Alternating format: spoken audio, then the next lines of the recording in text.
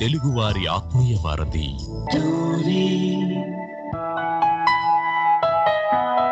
మానవ సమాజ పురోగతికి హేతుబద్ధత, జ్ఞానం, సత్యం, స్వేచ్ఛ, నీతి ముఖ్య అంశాలు. వీటిని ఆధారంగా చేసుకుంటూ భారత కాలమానం ప్రకారం ప్రతి ఆదివారం రాత్రి 9:30 గంటలకు టోరీ హ్యూమనిస్ట్ అవర్లో సమకాలీన సామాజిక అంశాలను, సాహిత్య సాంస్కృతిక అంశాలను మానవవాద కోణంలో చర్చించుకుందాం. రండి, మీ సంశయాలను, మీ అభిప్రాయాలను మాతో పాటు పంచుకోండి. హలో, తెలుగువారి ఆత్మీయ వారధి టోరీలో హ్యూమనిస్ట్ స్టార్ ప్రోగ్రామ్ కి స్వాగతం. ఈ కార్యక్రమాన్ని Babu Gogineni humanist and rationalist Facebook arena మరియు సౌత్ ఏషియన్ హ్యూమనిస్ట్ అసోసియేషన్ సాహా వారి సౌజన్యంతో మీ ముందుకు తీసుకొస్తోంది ఆర్జే సబీహా. ఈ రోజు మనం ఒక ఇంట్రెస్టింగ్ టాపిక్ చర్చించుకోబోతున్నాము.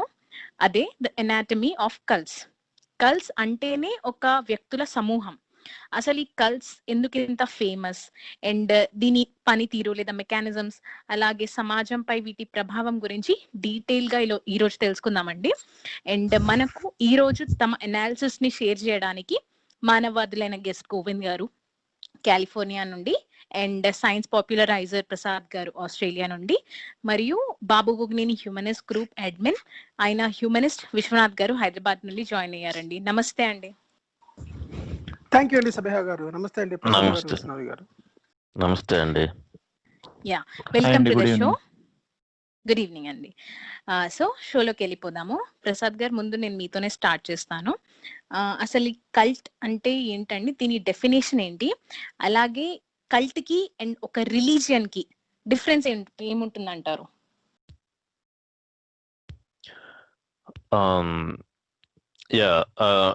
డెఫినేషన్ అంటే మనకి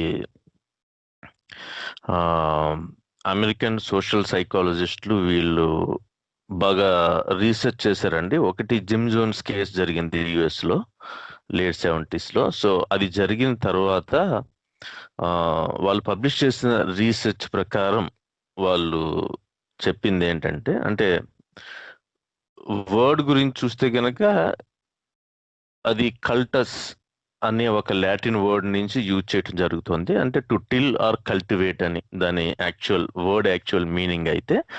బట్ ఎవరైనా కానీ, ఈ కల్ట్ లీడర్స్ కానీ, కల్ట్ లో ఉండే ఫాలోవర్స్ కానీ కూడా ఎప్పుడు కూడా వాళ్ళది కల్ట్ అని ఒప్పుకోరు.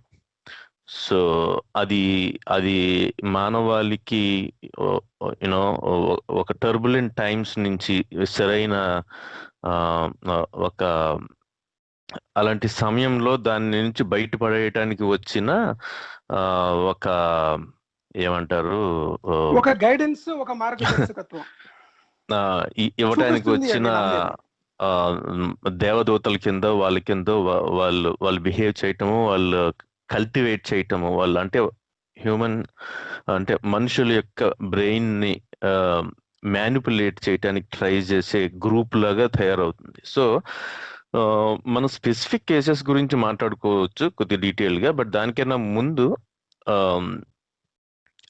ఇవన్నీ కూడా ఒక న్యూ రిలీజియన్ మూమెంట్స్ లాగా ఎన్ఆర్ఎంస్ అంటారు స్టార్ట్ అయినట్టుగా మనకి తెలుస్తుంది. ఇవన్నీ కూడా మోస్ట్లీ రిలీజియస్ నమ్మకాల మీద ఉంటుంది. తర్వాత we have political and dooms day cults అని, పాలిగామిస్ట్ కల్ట్స్ అని, సెతానిక్ కల్ట్స్ అని చాలా రకాలు ఉన్నాయి. కానీ చాలా మటుకు మాత్రం మతానికి సంబంధించినవి, అంటే ఏదో ఒక మతంలో ఉన్న మత గ్రంథాలను ఉపయోగించుకొని దాన్ని వాళ్ళు కావలసిన ఇంటర్ప్రిటేషన్, ఒక స్పెసిఫిక్ ఇంటర్ప్రిటేషన్. అందుకనే మీకు చర్చిలు చూసిన కొన్ని వందల రకాల చర్చిలు ఉంటాయి. అంటే చర్చ్ అంటే యాజ్ ఎ గ్రూప్స్ కింద. అలాగే ప్రతి మతంలోని కూడా కొన్ని శాఖలు, ఉపశాఖలు కింద రావటం అన్నది. సో అది హిస్టరీలో చూసుకుంటే గనక భారతదేశంలో అంటే ఈస్టర్న్ సైడ్, ఈస్టర్న్ ఫిలాసఫీ అని ఏదైతే అంటారో, అంటే బుద్ధిజము, జైనిజము, హిందూయిజము అండ్ అందులో సంబంధించిన వివిధ శాఖలు, ఉపశాఖలు ఎలాగ ఎప్పటికప్పుడు కొత్తగా అందులోంచే స్లైట్ గా కొద్దిగా డీవియేట్ అవుతూనో కొన్ని కొత్త యాడ్ చేస్తూనో వచ్చినాయో, అలాగే వెస్ట్ లో కూడా మెయిన్ బైబిల్ దానికి సంబంధించిన ఓల్డ్ టెస్టిమెంట్స్ అని, న్యూ టెస్టిమెంట్స్ అని, జెనిసిస్ ఇవన్నీ కూడా కలిపి అందులో ఏదో ఒక స్పెసిఫిక్ దాని దగ్గర నుంచి వచ్చి దాని వీళ్ళు ఒక సెపరేట్ ఇంటర్ప్రిటేషన్ దాన్ని యాడ్ చేసి ఇనిషియల్ గా ఒక ఒక కొత్త శాఖ ఉపశాఖ లాగా రావటం. అప్పుడు ఆ సమయంలో ఉండే ఈ టర్బులెంట్ టైమ్స్ అంటారు, అంటే అవి పొలిటికల్ అవ్వచ్చు, సోషల్, ఎకనామికల్, రిలీజియస్, లేదంటే యుఎస్ లో మనము ఈ ఈ సివిల్ వార్ సమయంలో చూసుకుంటే కనుక వైట్స్ కి బ్లాక్స్ కి మధ్యలో జరిగిన ఘర్షణలు అయితే, అలాగే న్యూక్లియర్ ఈ ఈ కోల్డ్ వార్ జరిగినప్పుడు కానీ ఇలాంటప్పుడు కొన్ని ఎక్స్ట్రీమ్ బిలీఫ్స్ తోటి కొంతమంది ఫెనటిక్ లీడర్స్ ఎక్స్ట్రీమ్ బిలీఫ్స్ మీద బేస్ చేసుకుని, లేదంటే మానవుడి యొక్క సహజంగా ఇలాంటి టర్బులెంట్ టైమ్స్ లో ఉండే భయభ్రాంతులు, ఫీలింగ్స్ ఇలాంటివి యూజ్ చేసుకుని అసలు ఏంటిది ఇలా జరుగుతుంది, దీని తర్వాత ఏంటి, అసలు ఇంకొక ఆల్టర్నేటివ్ సోర్సెస్ ఆఫ్ మీనింగ్ అంటారు, అంటే లైఫ్స్ కి ఇలాంటివి గురించి వెతికే సమయంలో ఇలాంటి ఒక్కొక్క నాయకుడు ఉద్భవించటం అన్నది, అంటే మెయిన్ కల్ట్లో కూడా ఎప్పుడు కూడా మూడు విషయాలు మెయిన్ ఉంటాయండి. ఒకటి అంటే 3 క్యారెక్టరిస్టిక్స్ అనొచ్చు. ఫస్ట్ ఏంటంటే అంటే ఒక కెరిస్మాటిక్ లీడర్ ఉంటాడు అనమాట. ఇది ఒక మూవ్మెంట్ లాగా మొదలవుతుంది. ఆ లీడర్ అన్నతను అథారిటేరియన్ గా ఆర్ సెల్ఫ్ ప్రొక్లెయిమ్డ్ ఒక గాడ్ లైక్ మనిషిలాగా, అంటే ఒక మెసెంజరు, దేవదూత, లేదంటే నేనే గాడ్ అని కూడా డిక్లేర్ చేయటం జరుగుతుంది. ఇదంతా కూడా మోస్ట్ ఆఫ్ ద టైం ఈ సెల్ఫ్ ప్రొక్లెయిమ్డ్ అంటారు, అంటే వాళ్ళకు వాళ్ళు చెప్పటమో వాళ్ళ అనుచరులతో లేనిపోని క్రియేట్ చేయటము. అంటే సో ఇది వాళ్ళు కొంత పొయిటిక్ గా, లేదంటే ఆర్టిస్టిక్ గా మ్యూజిక్ యూజ్ చేస్తూ మంచి ఆరేటర్స్ అయి ఉంటారు, అంటే చాలా బాగా వక్తలు అనమాట, మంచిగా మాట్లాడటము, ఇన్స్పైర్ చేస్తున్నట్టుగా ఉండటం. సో ఎప్పటికప్పుడు ఇలాంటి కల్ట్స్ లో ఎప్పుడు కూడా ఎలాంటి కల్ట్ అయినా కానీ మనం ఎనాటమీ అంటే మనం జనరిక్ గా ఎలాగుంటుంది అన్నది చూస్తే గనక ఒక కెరిస్మాటిక్ లీడర్ ఉండటము, అలాగే ఆ గ్రూప్ లో ఒక ఇండాక్ట్రినేషన్ ప్రోగ్రామ్ అంటారు, థాట్ రిఫార్మ్, అంటే వాళ్ళ మైండ్స్ ని కంట్రోల్ చేయటానికి, మ్యానిపులేట్ చేయటానికి ఉండే కొన్ని ప్రోగ్రామ్స్ ఉంటాయి. అంటే మనకి ఇప్పుడు ఏ అయితే కంప్యూటర్స్ లో ఆపరేటింగ్ సిస్టమ్ పెట్టి దాని తర్వాత పైన అప్లికేషన్స్ ఎలాగా ఇన్స్టాల్ చేస్తామో అలాగా వీళ్ళ మనస్సులోని రీస్టార్ట్ చేసినట్టు, అంటే వాళ్ళని కంప్లీట్ గా బాహ్య ప్రపంచానికి దూరంగా, ఇప్పుడు మనం మేజర్ కల్ట్స్ జరిగినవన్నీ స్టడీ చేసినవి అట్లీస్ట్ చూస్తే కనుక అన్నిట్లోని కామన్ ఫ్యాక్టర్స్ ఇది. సో ఒక కెరిస్మాటిక్ లీడర్ ఉండి జనాలందరినీ ఫిజికల్ గా కానీ, అంటే ఇంతకుముందు ఫిజికల్, ఇప్పుడు డిజిటల్ కూడా వచ్చినాయి అనుకోండి కొన్ని రకాల, అది తర్వాత చూద్దాము. సో ఇలాగా ఒక ఇండాక్ట్రినేషన్ ప్రోగ్రామ్ చేసి, అంటే వాళ్ళు ఏంటంటే ఉన్నవి ఉన్నట్టుగా కాకుండా కొత్తగా కంప్లీట్ గా, అంటే వాళ్ళ మైండ్ లో కంప్లీట్ గా ఒక న్యూ థాట్ సిస్టమ్ నే వీళ్ళు ఇన్సెప్ట్ చేసే విధంగా ఉండే ప్రోగ్రామ్, దాన్ని ఇండాక్ట్రినేషన్ ప్రోగ్రామ్. అలాగే ఫైనల్ థర్డ్ స్టేజ్ లో ఉండేది exploitation. It can be physical are sexual abuse ఉండొచ్చు, లేదంటే అంటే మానవ హక్కుల ఉల్లంఘన చాలా చూడొచ్చు అనమాట. అంటే చిన్నపిల్లలకి ఈ కార్పొరల్ పనిష్మెంట్ ఇవ్వటం దగ్గర నుంచి, అంటే ఫిజికల్ అబ్యూజ్ చేయటం దగ్గర నుంచి, వాళ్ళని సెక్షువల్ గా అబ్యూజ్ చేయటం దగ్గర నుంచి, వెపన్ స్టాక్ చేసుకోవటం దగ్గర నుంచి, ఫైనాన్షియల్ గా డబ్బులు తీసుకోవటం దగ్గర నుంచి, స్టేట్ మీదో లేదంటే లేని ఒక ఎనిమీని క్రియేట్ చేసి భయపెట్టి ఈ జనాలందరినీ కూడా ఎప్పటికప్పుడు కంట్రోల్ చేయడానికి ట్రై చేయటం దగ్గర నుంచి. సో ఈవెంచువాలిటీ చూసుకుంటే, అంటే ఖచ్చితంగా చివరికి జరిగేది ఏంటి అనుకుంటే వీళ్ళందరూ కూడా ఎక్స్పోజ్ అవుతారు. కాకపోతే ఎంత తొందరగా ఎప్పటికి జరుగుతుంది, ఈ ప్రాసెస్ లో జరిగే నష్టాన్ని అంటే దానికి స్టేట్ ఎలాగ రెస్పాండ్ అవుతుంది, జనంలో కూడా అవేర్నెస్ ఎలా వస్తుందా రాదా, దాన్ని ఎంతవరకు ఓపిక పడతారు, ఇవన్నిటి మీద డిపెండ్ అయ్యింది ఈ ఎక్స్‌ప్లాయిటేషన్ ని ఆపగలగటమా లేదా అన్నది జరుగుతుంది అనమాట. సో అన్ఫార్చునేట్లీ చాలా మటుకు స్టడీస్ చేసిన వీటిల్లో మనకి చాలా వరకు కూడా ఉన్నంతసేపు కూడా కనపడదండి. మరి ఇప్పుడు నిత్యానంద కేసే తీసుకున్నా చూడండి, అతను ఎంత రబ్బిష్ మాట్లాడి, ఎంత నాన్ సెన్స్ మాట్లాడి, ఎంత చేసి, ఎంత జనం మాక్ చేస్తున్నా అతను అంత సర్వైవ్ అవ్వగలిగాడు అంటే చివరి దాకా కూడా. మీకు సత్య సాయిబాబా తీసుకున్నా, ఇంకొక అవును. ఎగ్జాంపుల్ ఏది తీసుకున్నా కానీ అది అది అంటే అంత చాలా క్వైట్ ఆబ్వియస్ గా బాహ్య ప్రపంచానికి కనపడేంత దారుణంగా పరిస్థితి చేజారిపోయేంత సమయం వరకు కూడా దాన్ని కంట్రోల్లోకి తీసుకోలేకపోవటం, ఇంటర్ఫీర్ అవ్వలేకపోవటం ఒక స్టేట్ అన్నది చూస్తే గనక అది చాలా బాధాకరం. సో ఇంకొకటి అవునండి. రిలీజియన్ అనేది అంటే మీకు మనం మనం మనం డిస్కస్ చేసుకుంటే కల్ట్ అన్న దానికి అంటే ఒక ఎగ్జాంపుల్ వాళ్ళు ఏం చెప్తారంటే ఇట్స్ లైక్ ఎ జోక్ లాగా ఈ రిలీజియస్ స్టడీస్ లో cult plus time equal to religion. అంటే ఓవర్ పీరియడ్ ఆఫ్ టైము అది సస్టైన్ అవ్వగలిగేలాగా అది బయటపడిపోయి దానికి ఒక 50 సంవత్సరాలు. తీవ్రమైన వ్యతిరేకత రాకపోతే గనక ఆ బిలీఫ్ సిస్టమ్ మీద అంటే ఒక ఒక ఒక క్వైట్ ఆబ్వియస్ గా ఒక బ్యాడ్ ఈ ఎక్స్‌ప్లాయిటేషన్ అనేది లేకపోతే గనక అది రిలీజియన్ గా మారుతుంది అని మనం చెప్పుకోవచ్చు. అంటే ఇప్పుడున్న రిలీజియన్స్ కూడా ఒకప్పుడు కలిసే అన్నమాట దీని ప్రకారం చూసుకుంటే. కరెక్ట్, ఎగ్జాక్ట్లీ అండి. ఇంకొక చిన్న పాయింట్ ప్రసాద్ గారు మీరు చేసే ముందు, యాక్చువల్ గా ఏమవుతుందంటే దానికి తగ్గ స్క్రిప్చర్స్, పాటలు, భజనలు అవన్నీ కూడా తయారైనాయి అనుకోండి. దీనికి తోడు బుక్స్ మామూలుగా బుక్స్ అన్ని అయినప్పుడు ఏమవుతుందంటే అది ఒక రిలీజియన్ గా ఫౌండేషన్ పునాదిని సాధించుకుని ఉంటుంది అనమాట. సో ఇనీషియల్ గా స్టార్ట్ అయినప్పుడు మన ఇస్లాం కూడా అలాగే మొదలవుతుంది అనమాట చిన్నగా. దాన్ని అంటే ఎందుకంటే ఒక ఒక ఇండియన్ గ్రూప్ ఉందనుకోండి, ఒక మన ఇక్కడ ఉంటాయి కదా తెలుగు గ్రూప్స్ కానీ ఇండియన్ ఒక అసోసియేషన్స్, అవి ఒకటి ప్రారంభమైన తర్వాత కొన్నాళ్ళ తర్వాత వాళ్ళలో గొడవలు వచ్చి స్ప్లిట్ అయిపోయి ఇంకొకటి మొదలు పెడతారు. చూసారా మీరు?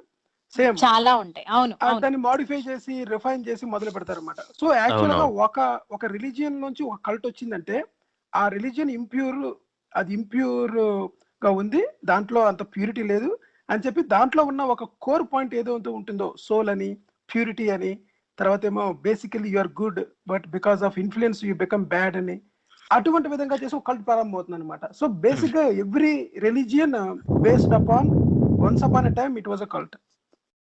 అంటే ఇంకొకటి వాళ్ళు స్టార్ట్ అయినప్పుడు కూడా మీకు ఎప్పటికప్పుడు మీకు అతని కరెక్ట్ అనిపిస్తుంది అనమాట. అంటే మీకు ఎప్పుడైనా సరే మీకు ఒక కొత్త కెరిస్మాటిక్ లీడర్ బయటికి వచ్చినప్పుడు అతను వాళ్ళు యూజువల్ గా ఏంటంటే we are the right ways and we know the answers అన్నట్టుగా.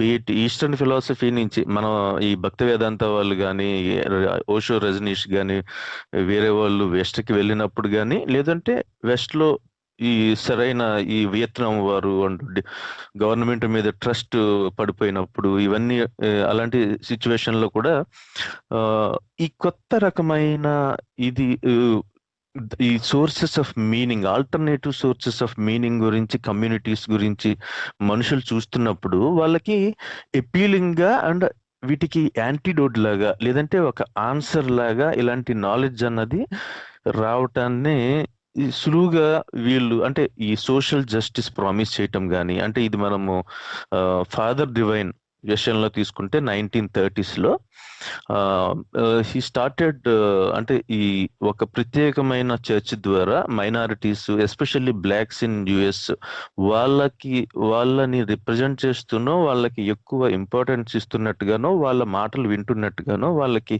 సింపతి అండ్ ఎంపతి, లవ్, మీకు వర్డ్స్ కూడా టెర్మినాలజీ ఎప్పుడు ఇలాగే ఉంటాయండి. ఏంటంటే love as a healing remedy కానీ, సర్వీస్ అని కానీ, ఎంపవర్మెంట్ అని, ఎన్లైటన్మెంట్ అని, లేదంటే ఇంకా మనం హయ్యర్ లెవెల్స్ ఆఫ్ కాన్షియస్నెస్ అని, God, heaven, next or better life అని, నెక్స్ట్ బర్త్ అని, ఎండ్ ఆఫ్ డేస్ అని, యూటోపియా. అంటే ఈ టర్మ్స్ అన్ని కూడా చాలా సూతింగ్ గా మనిషి అతను ఉన్న స్టేట్ లో లేదంటే అతను అనుభవిస్తున్న హార్డ్ టైమ్స్ లో అతనికి ఆన్సర్ లాగా. అంటే ఇప్పుడు మనకి మనుషులు దే వాంట్ టు బిలాంగ్, అంటే they want a sense of unified purpose అంటారు. అంటే ఒక ఒక ఒక బిలాంగింగ్నెస్ ని పోగొట్టుకోవటమో, లేదంటే చాలా కష్టంలో ఉన్న వాళ్ళు ఏమవుతుందంటే ఒక క్రాస్ రోడ్స్ లో ఉన్న వాళ్ళు అనుకుంటే గనక మనము అంటే ఆ, సంసార ఈ- సాగరం, సంసార ఆ, సాగరం ఒక నుంచి బయటపడేయాలి. ఒక గ్రూప్ లో వాళ్ళు ఆ, ఒక పార్ట్ ఆఫ్ ద గ్రూప్ అన్నది వాళ్ళు ఎంబ్రేస్ చేయటం, అలాగే they feel accepted, loved and they feel special and wanted at least వాళ్ళ లైఫ్ లో. అలాంటి సమయంలో అంటే మోస్ట్ వల్నరబుల్ అన్నమాట. అందుకే మీరు ఇప్పుడు చూస్తే సునామీ వచ్చినప్పుడు కూడా ఆ, ఈ మత ప్రచారకులు వాళ్ళ ఈ కన్వర్ట్ చేయడానికి, ఆశ పెట్టడానికి, ఇవన్నీ కూడా చూస్తే మీకు ఎప్పుడైనా కానీ ఎవరైనా చాలా కష్ట సమయాల్లో ఉన్నప్పుడు they are easy to bend, వాళ్ళు వల్నరబుల్ గా ఉంటారు అంటే అంటారు. అంటే అడ్వాంటేజ్ తీసుకుంటారు వాళ్ళ అడ్వాంటేజ్. వల్నరబిలిటీని. ఓకే. అవును. సో కాకపోతే ఈ ఈ స్వస్థత మహాసభలు ఐడియలిజం, కూడా ఈ ఈ స్వస్థత మహాసభలు కూడా అటువంటి ఎగ్జాంపులే. అవును, ఈ ఈ ఈ ఈ ఈ ఈ ఎపీల్ ఏదైతే ఉందో, ఇంత పవర్ఫుల్ ఎపీల్ తోటి లీడర్స్ తో వచ్చి చాలా మంది లీడర్సే వాళ్ళని నమ్మటం అలాంటి సమయంలో మనం చూడవచ్చు అనమాట. సో ఈ మానవుడికి సహజంగా ఉండే గ్రూప్ లో బిలాంగింగ్ అవ్వాలి, లేదంటే సెన్స్ ఆఫ్ పర్పస్ అన్న దాని గురించి చూసేవాళ్ళు, లేదంటే alternative meaning or source of meaning for life అన్నది, ఇలాంటి జనరల్ క్వశ్చన్స్ కి ఇది నేను చెప్పింది ఆన్సర్, లేదంటే మాకు అన్నీ తెలుసు అన్నట్టుగా బయలుదేరే ఈ కరిస్మాటిక్ లీడర్స్ వాళ్ళ మాటల ద్వారా, చేష్టల ద్వారా ఆకర్షించటం, ఇది ఫస్ట్ పార్ట్ వరకు. సో ఇందాక మనం చెప్పినట్టుగా మరి ఈ ఉమ్, నెక్స్ట్ ఈ ఈ ఎనాటమీ ఆఫ్ కల్ట్ అన్నప్పుడు, అంటే ఒక కెరిస్మాటిక్ లీడర్ ఇలా జనాలందరినీ కూడా మోస్ట్లీ బయట ప్రపంచంతో alternative thoughts or thought process or theories కి దూరంగా ఉంచుతూ వాళ్ళ కమ్యూనికేషన్ ని వాళ్ళు వాళ్ళు వాళ్ళు క్వశ్చన్ చేసుకునే సమయం, అవకాశం ఇవ్వకుండగా, ఇప్పుడు మన సైన్స్ కానీ వేరే కానీ అంటే ఫ్యాక్ట్స్, మన ఆబ్జెక్టివ్ ఫ్యాక్ట్స్ కి, రియాలిటీకి దూరంగా వాళ్ళ సొంత ఓన్ ట్విస్టెడ్ రియాలిటీలోకి వాళ్ళని తీసుకుని వెళ్ళి వాళ్ళ ద్వారా వీళ్ళు డైరెక్ట్ గా పొందటం కానీ, ఏదైనా ఈ physical are psychological and sexual abuse, లేదంటే మనీ ద్వారా తీసుకురావటం కానీ, లేదంటే వైలెన్స్ ని ఇన్సైట్ చేయటం ద్వారా ఏదో ఒక తెలియని ఎనిమీస్ ని క్రియేట్ చేసి వాళ్ళు మనల్ని చంపడానికి వస్తున్నారు, లేదంటే మనము ఇదే డూమ్స్ డే అని, లేదంటే ఎపోకలిప్స్ వస్తుందని, సో హేట్రెడ్ ని స్ప్రెడ్ చేయటం. ఇప్పుడు ఫర్ ఎగ్జాంపుల్ యుఎస్ లో చూసుకుంటే కల్ట్స్ కొన్ని వాటిల్లో, అలాగే వేరు వేరు గ్రూప్స్ మధ్యన ఈ హేట్రెడ్ ని స్ప్రెడ్ చేయడానికి వాళ్ళు చాలా హై లెవెల్లో ఈ ఆర్మ్స్ అన్ని కూడా స్టాక్ చేసుకొని పెట్టుకోవటము, అండ్ పోలీసులతో వాళ్ళతో డైరెక్ట్ గానే తలపడి ఆ చనిపోవటం అన్నది మనం చాలా చాలా కేసెస్ జరిగినాయి, చూస్తూ ఉంటాం. అంటే సో వాళ్ళు ఏంటంటే అంత బ్రెయిన్ వాష్ చేయబడి ఉంటారు పాపం. అంటే తెలిసినా సరే బయటికి రాలేని పరిస్థితులు కూడా చాలా ఉంటాయి. వాళ్ళు అవుట్ ఆఫ్ ఫియర్ కానీ, పీర్ ప్రెషర్ కానీ, లేదంటే వాళ్ళ దగ్గర నుంచి వాళ్ళకి సంబంధించిన బయటికి పడలేని భయపెట్టే విషయాలు జరగటం కానీ, ఇవన్నీ కూడా మనము చూడొచ్చు అనమాట. జనరల్ గా అన్ని, తప్పకుండా అండి. ఆల్మోస్ట్ అన్ని ఇప్పుడు కల్స్ నాకు లోనే జరిగాయి. ఇప్పుడు నాకు ఒక డౌట్ ఉందండి. సరే, ఇలా ఒక కరిస్మాటిక్ లీడర్ లాగా ఫామ్ అయిన ప్రాబ్లం ఏముంటుందండి? ఇప్పుడు జాయిన్ అయితే అయ్యారు, దాంట్లో పెద్దగా అంత నష్టం ఏముంటుందంటారు? అలాగే చాలా మందికి ఇది కల్టా కాదా అని ఎలా తెలియదు వెళ్ళిన తర్వాత కూడా అని అంటూ ఉంటారు. అసలు ఎలా డిటర్మైన్ చేయగలరు? అంటే ఇప్పుడు తెలిసే తెలియదు అంటే, ఇప్పుడు జనరల్ గా ఇప్పుడు ఒక క్వశ్చన్ వేసుకోవచ్చు, ఎన్ని కల్స్ ఉన్నాయి అన్నా కానీ ఇప్పుడు you cannot I cannot probably Count. Thousands లో ఉండి ఉంటాయి, అట్లీస్ట్ లాస్ట్ 100-200 ఇయర్స్ లో చూసుకున్నా. కానీ ఈ కల్ట్స్ లో నోబడి, అంటే ఎవరున్నా సరే వాళ్ళు they don't believe or they don't think that they are in a cult అన్నట్టుగా. ఎందుకంటే వాళ్ళు they are so deep into that, వాళ్ళు నమ్మిందే కరెక్ట్, వాళ్ళు నమ్మిన ఆ థియరీ కానీ, ఆ విధానం కానీ, ఆ వే థాట్ ప్రాసెస్ కరెక్ట్, మిగతాదంతా కూడా ఇదంతా మాయ, మిగతాదంతా ఏదో రకరకాలుగా చెప్పి చేస్తారనమాట. సో మీ ఒరిజినల్ క్వశ్చన్ ఏంటంటే దానివల్ల ప్రాబ్లం ఏంటంటే, ప్రాబ్లమ్స్ ఏంటి? ప్రాబ్లం ఏంటంటే ఒక వ్యక్తి అథారిటేరియన్ గా అయిపోయిన తర్వాత ఒక పవర్ కి ఒకటి చెప్పొచ్చండి, the more powerful you are the more power you will want అని. అంటే unchecked power of an individual who can influence members of a society or peoples అన్నది ఎప్పుడు కూడా మనకి సరైన అవుట్కమ్ ఇచ్చినట్టుగా మనకి చరిత్రలో ఉండదు. అంటే మీకు కొంతమంది ఎక్సెప్షన్ తీసేస్తే గనుక వాళ్ళు నిజం చెప్పినంత వరకు, వాళ్ళు జనాల్ని ఇలా మభ్య పెడుతూ భ్రమలో ఉంచి వాళ్ళు ఇన్ఫ్లుయెన్స్ చేస్తున్నప్పుడు ఎప్పుడు కూడా మనకి అబ్యూజ్ అనేది జరగటం అన్నది మానవ హక్కుల ఉల్లంఘన కానీ వ్యక్తిగత స్వేచ్ఛకు సంబంధించినవి కానీ జరిగినట్టుగానే మనకి తెలుస్తున్నాయి.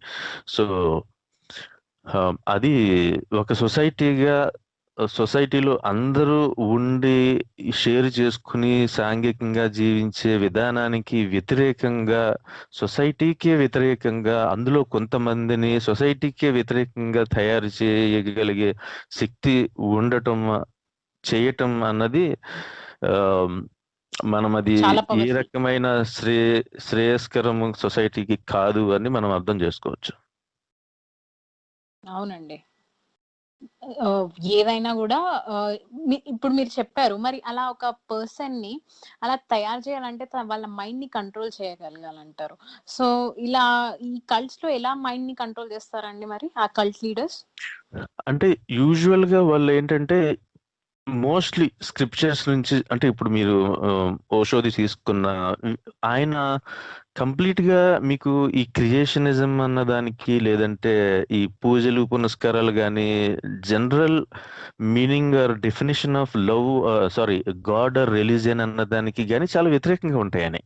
సో ఏంటంటే ఈయనేదో కొత్తగా చెప్తున్నాడు, ఈయనేదో మనకి సంబంధించినట్టుగాను మన లైఫ్ కి మనం సపోర్ట్ చేస్తున్నట్టుగా చెప్తున్నాడు. అది ఏంటంటే సెక్స్ గురించి కానీ, డ్రగ్స్ గురించి కానీ, వేరే ఎలాంటివైనా కానీ దానికి వ్యతిరేకంగా కాకుండా దాన్ని సపోర్ట్ చేస్తున్నట్టు, అట్లీస్ట్ ఇండైరెక్ట్ గా సపోర్ట్ చేస్తున్నట్టు ఒక రాడికల్ న్యూ ఎజెండా వాళ్ళ అనుభవానికి, ఆశలకి అనుగుణంగా వచ్చింది అనుకున్నప్పుడు, అంటే ఇవన్నీ కూడా మళ్ళీ ఎయిదర్ స్క్రిప్చర్స్ లోంచి ట్విస్ట్ చేసినవి అయ్యి ఉండొచ్చు, లేదంటే కొత్తవి తీసుకుని ఉండొచ్చు.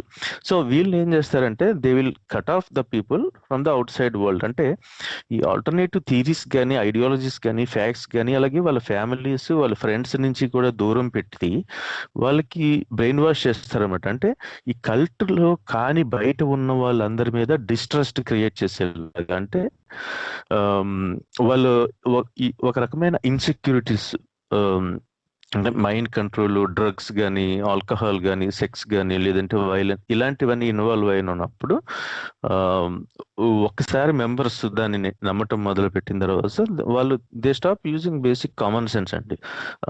సో ఈ కల్ట్ లీడరే అన్నతనే ఒక దేవుడు కింద, లేదంటే దేవదూత కింద ఈ ఒక ట్విస్టెడ్ రియాలిటీలో వాళ్ళు బ్రతకటం అన్నది మనము చూస్తాం. అంటే ఒక blind obedience without questioning the authority. అతను ఏం చేసినా వాళ్ళు ఏం చెప్తారంటే, ఇంకా ఒక అతనైతే అతను ఈ కల్ట్స్ లో చాలా మంది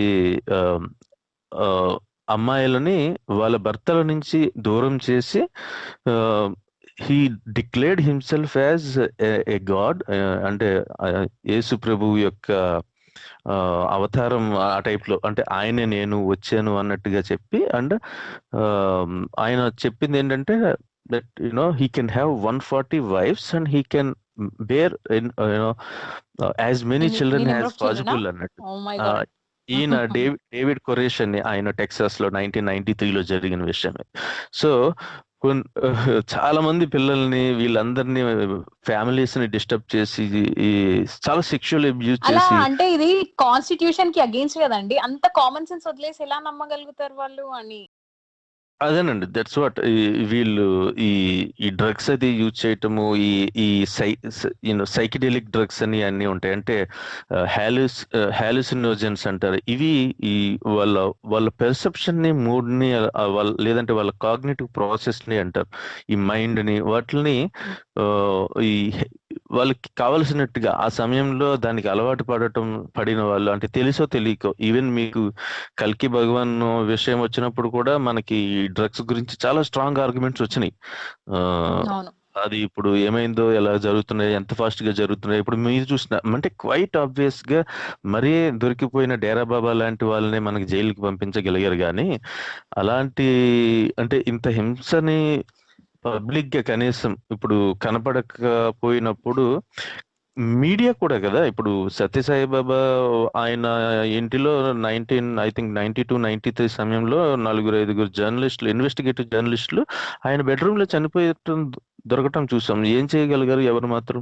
ఆయన చనిపోయే ఆఖరి సమయంలో తీసుకుని వచ్చి అతన్ని దైవాంశ సంభూతుడు అన్నట్టుగా ఒక 10 రోజులు మీడియా గోలగోల చేసింది. అనుకోరు ప్రసాద్ గారు, ఇక్కడ ఒక విషయం, బాబా డేరా బాబా లాగా దొరికిపోయినా అని కాకుండా గవర్నమెంట్ తో కనుక గొడవ పెట్టుకుంటే దొరికిపోతారు. అంటే ఆల్రెడీ గవర్నమెంట్ లో ఉన్న హై హై అఫీషియల్స్ కానీ, లేకపోతే పోలీస్ డిపార్ట్మెంట్స్ లో కానీ, లోకల్ లీడర్స్ కానీ అందరి సపోర్టు ఉండడం వల్లే కల్ట్స్ అనేవి మనగలుగుతాయి అన్నమాట. ఎప్పుడైతే వాళ్ళతో మీకు గొడవ వచ్చి విభేదాలు వచ్చినప్పుడు అప్పుడు మీకు అప్పుడే దొరుకుతారు అన్నమాట. ఎందుకంటే అంతకుముందు ఎవరైనా తీసినా ప్రూఫ్స్ చూపించినా అవి వాటి ఆధారంగా అరెస్ట్ చేయడం జరగదు.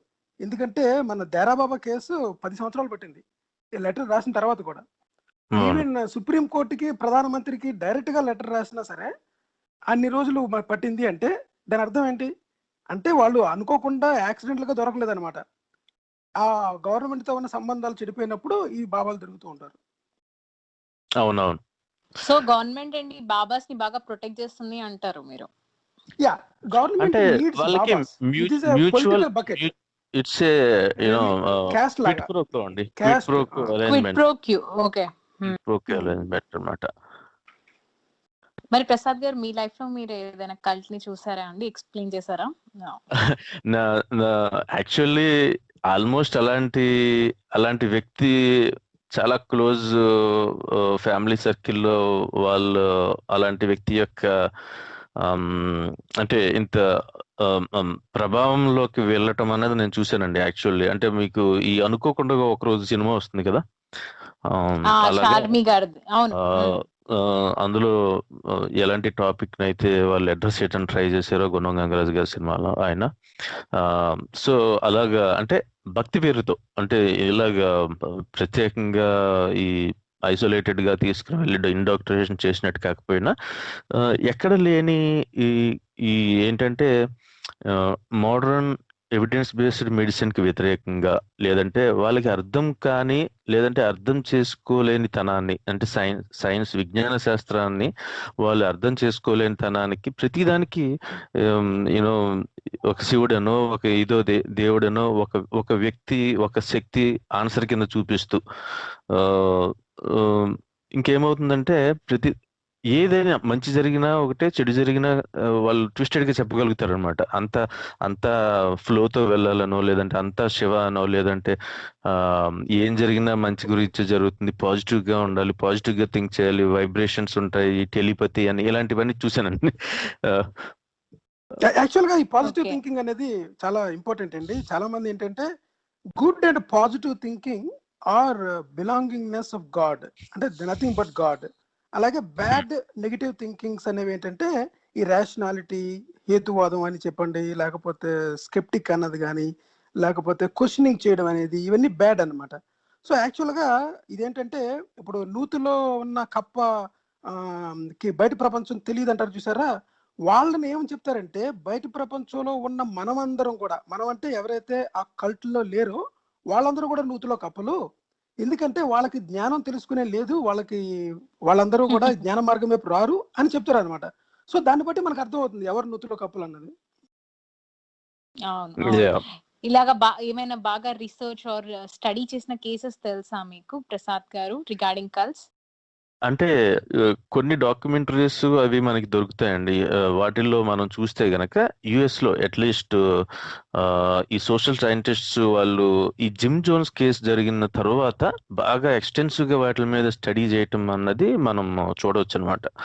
సో ఈ జిమ్ జోన్స్ అన్న వ్యక్తి ఇప్పుడు ఇంతకు ముందు చెప్పిన ద ఫాదర్ డివైన్ అని 1930s లో స్టార్ట్ చేసి ఒక సెపరేట్ చర్చ్ కింద మొదలుపెట్టి అది టువర్డ్స్ ఎండ్ ఆయన మీద కూడా చాలా స్ట్రాంగ్ ఎలిగేషన్స్ వచ్చినాయి, డబ్బులని తీసుకోవటం దగ్గర నుంచి అలాంటివి అన్నట్టుగా. సో ఈ జిమ్ జోన్స్ అన్న వ్యక్తి హీ స్టడీడ్ ఫాదర్ డివైన్, చాలా దగ్గర నుంచి చూసి ఆయన ఏ రకంగా మనుషుల్ని మ్యానిపులేట్ చేయటము, ఇన్ఫ్లుయెన్స్ చేయటము, కంట్రోల్ చేయటము చేయగలిగాడు అన్నది చాలా డిస్ట్రక్టివ్ వేలో ఉపయోగించడానికి ఈ జిమ్ జోన్స్ చేసినట్టుగా మనకి తెలుస్తుంది. సో ఈయన కాలిఫోర్నియాలో ఈ పీపుల్స్ టెంపుల్ అని థౌజండ్స్ ఆఫ్ ఫాలోవర్స్ ని గ్యాదర్ చేసుకున్న తర్వాత అక్కడ కొన్ని ఆయనకి సరిపడని నచ్చని ఆయన పనులకి ఆటంకం కలిగేలాగా జరుగుతుందని చెప్పి ఆయన హీ టుక్ ఈ చాలా మందిని ఒక రిమోట్ జంగిల్స్ ఆఫ్ గువానా, మనకి సౌత్ అమెరికాలో, అక్కడికి తీసుకెళ్లి జేమ్స్ టౌన్ అని ఒక ఎక్స్పెరిమెంటల్ కమ్యూనిటీ లాగా క్రియేట్ చేయటం అన్నది మనం చూస్తే గనక వాళ్ళు బాగా పబ్లిసిటీ చేశారనమాట. అంటే చాలా అందమైన బీచ్లు ఇవన్నీ చూసుకుంటూ ఒక సెల్ఫ్ సఫిషియెంట్ యూటోపిక్ సిటీని free of violence and racism and you know other worldly ఈ కష్టాలన్నిటికీ దూరంగా, రేసిజం కి, వైలెన్స్ కి దూరంగా ఒక సెల్ఫ్ సస్టైనబుల్ స్మాల్ టౌన్ లాగా ఒక ఎక్స్పెరిమెంటల్ కమ్యూనిటీని అతను ఎస్టాబ్లిష్ చేయడానికి ట్రై చేసి చాలా మందిని ల్యూర్ చేసి అక్కడికి తీసుకువెళ్ళడం జరిగింది. So I think towards end of 70s 77 78 ఆ సమయంలో అక్కడికి వెళ్ళిన వాళ్ళలో వాళ్ళు చెప్పిన టెస్టిమోనియల్స్ తర్వాత చూస్తే గనక అది they testified it as a hell or concentrated camps అండి. అంటే అంత దారుణమైన మానవ హక్కుల ఉల్లంఘన అక్కడ జరిగినట్టుగా మనకి తెలుస్తుంది. అది మైండ్ ప్రోగ్రామింగ్ చేసే ప్రోగ్రామ్స్ చేయటం కానీ, వాళ్ళ దగ్గర వెళ్ళిన తర్వాత ఈ పాస్పోర్ట్లు, డబ్బులు అన్ని తీసేసుకోవటము, అలాగే హై సెక్యూరిటీ పెట్టడము, బయటికి ఎవరిని మళ్ళీ అలో చేయకపోవటం, అలాగే మొత్తం కమ్యూనికేషన్ అవుట్ సైడ్ క్యాంప్స్ తో కమ్యూనికేషన్ కట్ చేస్తూ న్యూస్ పేపర్లు కానీ, టీవీలు కానీ, టెలిఫోన్ కమ్యూనికేషన్ కానీ లేకపోవటంతో పాటు మాస్ సూసైడ్ అటెంప్ట్స్ అన్నది or mock mass suicide attempts అంటారు. అంటే అందరూ కూడా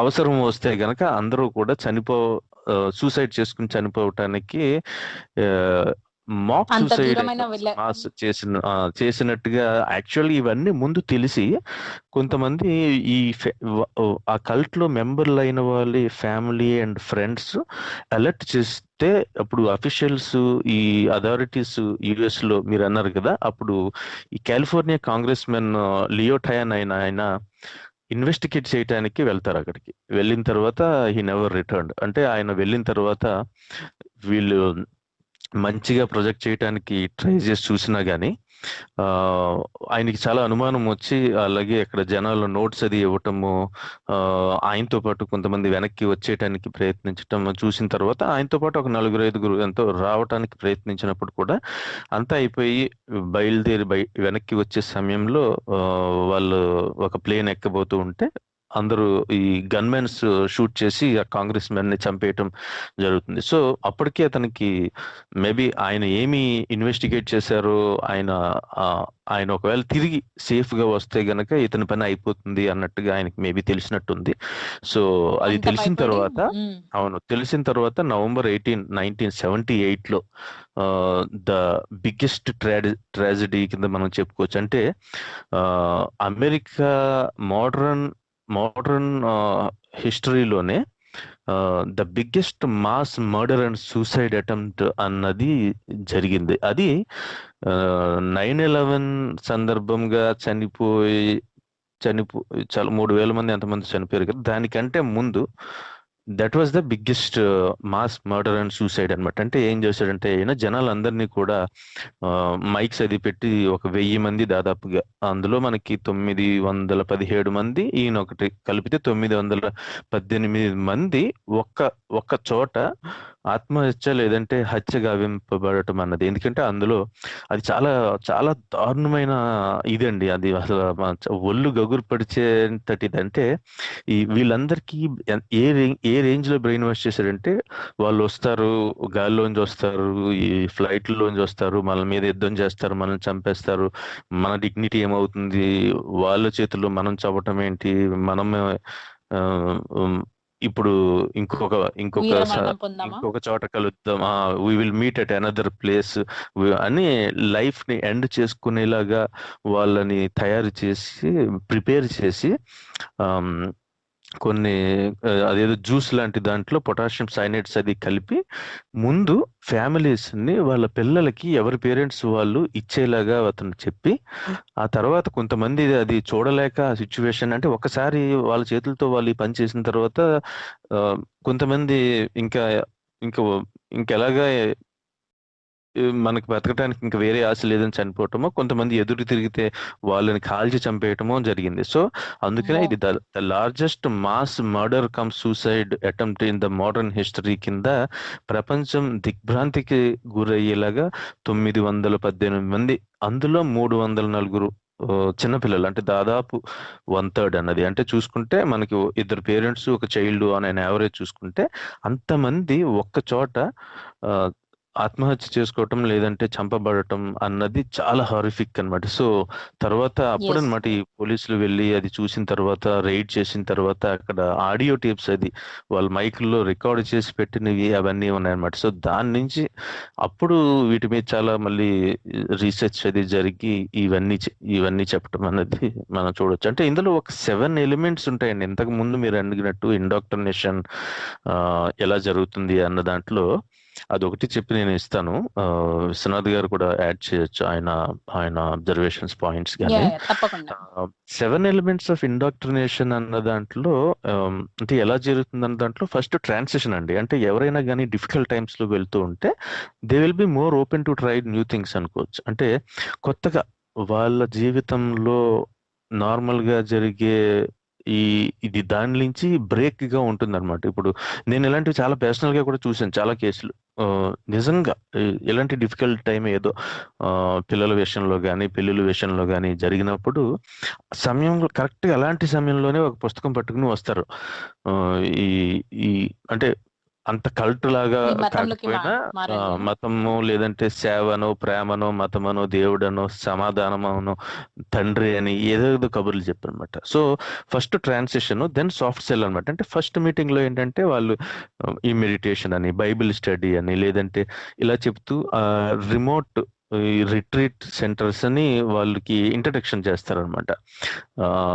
రిమోట్ రిట్రీట్ సెంటర్స్ ఎక్కువ ఉంటాయి. ఎందుకని అంటే so that's a clear platform for కొత్త కొత్త విషయాలని వాళ్ళ మైండ్ లోకి ఎక్కించడానికి అన్నట్టుగా. సో ఈ థర్డ్ పాయింట్ వచ్చేసి న్యూ రియాలిటీ. అంటే ఒక క్లోజ్డ్ ఎన్విరాన్మెంట్, బయట పుస్తకాలు, టీవీలు, ఫ్రెండ్స్, వీటి డిస్ట్రాక్షన్స్, అంటే వాళ్ళు చెప్పింది డిస్ట్రాక్షన్స్ అంటే వరల్డ్లీ డిస్ట్రాక్షన్స్ కాకుండా ఉండాలి అన్నట్టుగా ప్రోగ్రామ్స్ చెప్పటం దగ్గర నుంచి. అంటే people will be enveloped in a self ceiling system అంటారు. అంటే వాళ్ళని వాళ్ళు కంప్లీట్ గా బయట ప్రపంచం నుంచి దూరంగా అయ్యేలాగా ఒక న్యూ రియాలిటీని ఇవ్వటం అన్నది. అలాగే ఫోర్త్ వచ్చేసి మనం చూస్తే ప్రెజెంటింగ్ ద లీడర్. అంటే ఈ దైవాంశ సమూతుడనో లేదంటే అతనే దైవమనో ఒక వండర్ఫుల్ పర్సన్ కింద మొట్టమొదటిగా ఎలాంటి వ్యక్తిని ఇన్నాళ్ళు నేను కలవలేకపోయాను ఏంటి అన్న భ్రమ కల్పించే రీతిలో అతన్ని ప్రజెంట్ చేయటము. అలాగే 5th దగ్గరకు వచ్చేటప్పటికి ఒక ఎక్స్టర్నల్ ఎనిమీని వాళ్ళు ఇంట్రడ్యూస్ చేస్తారనమాట. అంటే వాళ్ళు ఎవరో వచ్చి స్టేట్ మిమ్మల్ని, రాజ్యం మీ మీద ఎలా చేస్తుందనో, మిమ్మల్ని బయట రేప్ చేస్తారనో, ఒక ఈవిల్ వరల్డ్ అన్నది ఉందని, ఇలాగా ఒక ఫియర్ అంటే భయం ద్వారా ఒక రీజనింగ్ పవర్నే వాళ్ళకి వాళ్ళు డెనై చేసుకునేలాగా చేయటం అన్నది. అలాగే 6th peer pressure. So fundamentally వీళ్ళు ఏంటంటే ఒక గ్రూప్ లో ఈ ఈ ఈ పెర్సెప్షన్ ఆఫ్ రియాలిటీని ఓవర్ రైడ్ చేసేలాగా, అంటే మనకి ఈ సాలమన్ యాష్ గాని ఆయన డెమాన్స్ట్రేట్ చేస్తారండి 1951 లో ఇప్పుడు ఒక ఎక్స్పెరిమెంట్. అదేంటంటే పీర్ ప్రెషర్ ఎలా వర్క్ చేస్తుంది అన్నది. అంటే ఒక 4-5 ఉన్న ఎక్స్పెరిమెంట్ లో కేవలం ఒక అతన్నే బయట అతన్ని తీసుకుని వచ్చి ఒక ప్రశ్నకి 4 ఒకే ఆన్సర్ చెప్తే గనక ఈ 5వ వ్యక్తి కూడా కన్ఫర్మిటీ అంటారు. అంటే మెజారిటీకి, అంటే మంద మనస్తత్వం ఎలాగుంటుందో, ఎక్కువ మంది ఏది నమ్మారు లేదంటే ఏది నిజమని చెబుతున్నారు అన్నది ఈ వ్యక్తికి వ్యతిరేకంగా కనపడుతున్నా గానీ అదే కరెక్ట్ అని వీళ్ళు కూడా కన్ఫర్మ్ అవటము ఏదైతే ఉందో అలాంటి ప్రెషర్ లోకి వెళ్ళిపోయి చుట్టూ ఉన్న వాళ్ళందరూ కూడా అదే పని చేస్తూ అరుస్తూ గోల్ చేస్తూ పాడుతూ గంతులేస్తూ అదే నమ్ముతున్నప్పుడు దానికి వ్యతిరేకంగా వెళ్ళటం అన్నది జరగదు. సో ఆ పీర్ ప్రెషర్ వర్కౌట్ అవుతుంది అనమాట. అలాగే ఇండాక్ట్రినేషన్ లో అది కూడా ఒక ప్రాసెస్. సో అందులో లాస్ట్ వచ్చేసి సోషియోపాథిక్ నార్సిసిస్టిక్ మోడ్ అన్నది రివీల్ అవుతుంది లాస్ట్ కి. అంటే కనీసం వేరే వాళ్ళ మీద చిన్న కొద్దిగా ఎంపతి కానీ ఒక మొరాలిటీ ఇలాంటి విషయాలకి ఏమాత్రము అవకాశం లేని ఒక వ్యక్తి యొక్క ఈ నార్సిస్టిక్ మోడ్ లోకి వీళ్ళందరూ అతని ఇన్ఫ్లుయెన్స్ లోకి వెళ్ళటం అనేది చూడొచ్చు అనమాట. సో ఇది ఇంతకు ముందు మీరు అడిగిన ఇండాక్ట్రినేషన్ ప్రాసెస్ లో ఒక 7 ఎలిమెంట్స్ ఆఫ్ ఇండాక్ట్రినేషన్ అని చెప్పుకోవచ్చు. అవును. థ్యాంక్ యూ ప్రసాద్ గారు. అండ్ విశ్వనాథ్ గారు, ఇప్పుడు ప్రసాద్ గారు ఒక హారిఫిక్ ఎగ్జాంపుల్ చెప్పారు కదా, which led to mass suicide or murder. So మీరు చూసిన ఎక్స్పీరియన్స్ లో ఆర్ మీ దగ్గర ఉన్న కల్ట్స్ లో ఎప్పుడైనా మీరు వాళ్ళ మెకానిజం, వాళ్ళ వర్క్ థింగ్, కల్చర్ ఎలా జరుగుతుందో చూసారా మీరు? Hello, I think I'm audible, right? yes continue. Okay. Prasad గారు చాలా చక్కగా చెప్పారండి. యాక్చువల్గా కల్ట్ యొక్క బిహేవియర్ ఎలా ఉంటుంది అనేది ఆయన చాలా కరెక్ట్గా చెప్పారు. అండ్ నేను ఆ పాయింట్లను వదిలిపెట్టి కల్ట్లో రిక్రూట్మెంట్ ఎలా జరుగుతుంది, తర్వాత కల్ట్లోంచి బయటికి రావాలనుకునే వాళ్ళు ఎందుకు రాలేకపోతారు, ఒకవేళ రావాలనుకున్న వాళ్ళు ఏ అవకాశాలు ఉంటే వస్తారు, తర్వాత ఈ కల్ట్ లో కుటుంబ సంబంధాలు ఎలా ఇంపాక్ట్ అవుతాయి, ఈ విషయాలు నేను కవర్ చేస్తానండి. తప్పకుండా. సో ఇప్పుడు ఇందాక ఒక క్వశ్చన్ మీరు అడిగారు కదా, మతానికి కల్ట్ కి డిఫరెన్స్ ఏంటి అంటే, మతం అంటే మనం డిఫరెన్స్ ఏంటి అంటే జనరల్ గా ఎస్టాబ్లిష్డ్ మతం అంటే ఎస్టాబ్లిష్డ్ రిలీజియన్ కి కల్ట్ కి ఒక సాఫ్ట్, ఒక చిన్న దాన్ని ఏమంటారు తేడా ఉంది దానికి దీనికి. ఆ తేడా ఏంటంటే థిన్ లైన్, అలాంటి థిన్ లైన్ ఉంది. ఎస్టాబ్లిష్డ్ రిలీజన్ ఏం చేస్తుందంటే తను వ్యాప్తి చెందడంలో ఇన్క్లూజివ్ గా ఉంటుంది. అంటే పక్క వాళ్ళని కలుపుకునేలాగా వాళ్ళ ప్రీచింగ్స్ ద్వారా కానీ, వాళ్ళ వేరే రకమైనటువంటి బుక్స్ ద్వారా, వాళ్ళ లక్ష్యాల ద్వారా వేరే రకంగా వ్యాప్తి చెందడంలో ఇన్క్లూజివ్ గా ఉంటుంది. అది ఎస్టాబ్లిష్డ్ రిలీజన్. ఇప్పుడున్న రిలీజన్స్ తీసుకుంటే అన్ని అలాగే బిహేవ్ చేస్తాయి ప్రస్తుతానికి. తర్వాత కల్ట్ అంటే కల్ట్ దానికి పూర్తిగా విరుద్ధంగా బిహేవ్ చేస్తుంది. ఎలా ఉంటుందంటే దాని కల్ట్ లో ఉన్నటువంటి సభ్యులను ఒక ప్రత్యేకమైనటువంటి ప్రాక్టీసెస్ ద్వారా ఇతరుల నుండి వేరు చేసి ఒక రకమైన గ్రూప్ గా తయారు చేస్తూ ఉంటుంది. ఆల్రెడీ ఇందాక గోవింద్ గారు కూడా ఒకటి చెప్పారు, నూతిలో కప్పలాగా తయారు చేస్తుంది అని చెప్పి. పర్ఫెక్ట్ ఎగ్జాంపుల్ అని మనం అనుకోవచ్చు ఇందులో. అంటే నువ్వు చుట్టూ ఉన్నటువంటి సమాజం కన్నా నువ్వు దాన్ని రక్షించబడిన వాడివి నువ్వు, లేదంటే నువ్వు ఒకడివి మొత్తం సమాజానికి ఎగ్జాంపుల్ గా తయారవబోతున్నావు అనేటటువంటి మైండ్ సెట్ ని వాళ్ళకు ఇన్సెప్ట్ చేస్తారు. ఇది చూజన్ వన్. సో మతం ఇన్క్లూజివ్ గా ఉంటే, అంటే ఎస్టాబ్లిష్డ్ మతం, న్యూ రిలీజియన్ గురించి కాదు నేను మాట్లాడేది. ఇప్పుడు ఎస్టాబ్లిష్డ్ మతానికి కల్ట్ కి అది ఇన్క్లూజివ్ గా ఉంటే, ఇది ఇన్క్లూజివ్ గా ఉండకుండా ఒక రకమైనటువంటి పరిమితమైన స్వభావం. ఇక్కడ చిన్న పాయింట్ చెప్తాను మీరు అన్నట్టుగా ఇంక్లూజివ్నెస్ కూడా కాదు, ఒకసారి ఎస్టాబ్లిష్డ్ మతాలు కూడా భయపెట్టి మతంలో ఏర్పాటు చేసుకుంటాయి అన్నమాట. ఎగ్జాంపుల్స్ ఇస్లాం. ఎందుకంటే మొట్టమొదటిసారిగా మతం ప్రారంభమైనప్పుడు జనాన్ని భయపెట్టి కొట్టి దాడి చేసి దండయాత్రలు చేసి ఆక్యుపై చేసుకొని మనలో కలుపుకుంటారు అనమాట. సో ఈవెన్ ఎస్టాబ్లిష్డ్ మతం కూడా ఇంక్లూజివ్ కాదు. ఎస్టాబ్లిష్డ్ మతాలు కూడా ఇనిషియల్ గా వారితోనే ప్రారంభం అవుతాయి. అంటే ఇస్లాం ఎలా మొదలైంది అనే దానికి కాదు నేను చెప్పేది. ఇప్పుడు యాక్చువల్ గా ఇప్పుడున్న కరెంట్ సిచ్యువేషన్ లో ఉన్నటువంటి ఎస్టాబ్లిష్డ్ మతం, అప్పుడు అది బిగినింగ్ స్టేజ్ లో కల్ట్ గా ఉందా లేదా, కల్ట్ గా లేదా అనేది మనం ఇప్పుడు చెప్పలేం. అంటే చరిత్రని కరెక్ట్ గా అనలైజ్ చేసి దాని తర్వాత చేసేవాళ్ళు మనకి ఇప్పుడు మనం చెప్పడం కష్టం. ఇంకొక పాయింట్ నేను చెప్పాలనుకున్నది ఏంటంటే, జనరల్ గా కల్ట్ అనగానే మనకి రిలీజియన్ గుర్తొస్తూ ఉంటుంది. నిజంగా చెప్పాలంటే అన్ని రకాలైన రెప్లికా లాగా. కల్ట్స్ రిలీజియన్స్ కాదు యాక్చువల్ గా. కొన్ని పొలిటికల్ గా ఉంటాయి, కొన్ని థెరపీ బేస్డ్ గా ఉంటాయి, కొన్ని ఫోకస్డ్ ఆన్ సెల్ఫ్ ఇంప్రూవ్మెంట్. అంటే నేను ఒక బెటర్ హ్యూమన్ బీయింగ్ గా ఎలా మారగలను, దీంట్లో there is no religion actual గా చెప్పాలంటే. రిలీజియన్ బేస్ ఉన్నా సరే వాళ్ళు ఎక్కువగా మాట్లాడేది సెల్ఫ్ ఇంప్రూవ్మెంట్ గురించి మాట్లాడుతూ ఉంటారు. అది స్పిరిచువాలిటీలో వస్తుంది, దాన్ని స్పిరిచువాలిటీ అంటారు కేటగిరీ, సెల్ఫ్ ఇంప్రూవ్మెంట్. స్పిరిచువల్ కాకుండా కూడా కొన్ని ఉన్నాయి, దాని గురించి చెప్తున్నా. సో ఇంకొకటి ఏంటంటే అన్ని మతాలు, ఇంకొక పాయింట్ అంటే అన్ని మతాలు కల్ట్స్ అని మనం కల్ట్స్ నుంచి ఉద్భవించాయని మనం అనుకోవడానికి లేదు.